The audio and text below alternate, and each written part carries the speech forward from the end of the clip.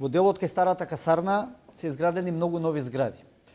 Дали и како ќе обезбедите повеќе паркови и зелени површини во тие нови населби за да се оплемени просторот? Што го спомнат, ова населба не е само со зеленило, со уредувањето со зеленило и со паркови, треба тротоарите да бидат пристапни, да може да ја користат луѓето кои живеат таму. Посебно во делот има изградена градинка, таа градинка не е добро поврзана со тротоарско решение за нормално за родителите да ги носат своите деца на градинка. Значи треба во овој дел, бидејќи бев спомнат за проектот кој го планираме изградба на основно училиште во населба Карпаш, значи природно таа населба гравитира према основното училиште Сандо Масев, а бројот на Сандо Масев од година во година на ученици се зголемува и моментално има преку 1360 ученици. Значи природно ние како носители на јавни функции во периодот што доаѓа да предвидуваме во кој насока како ќе ја движиме општината и во кој правец.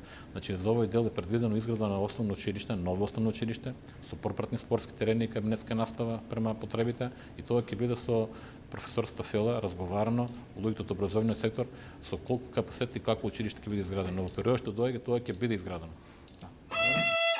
Твојот човек, твоето место, за твојата иднина. Направи го вистинскиот избор. Заокружи број 9.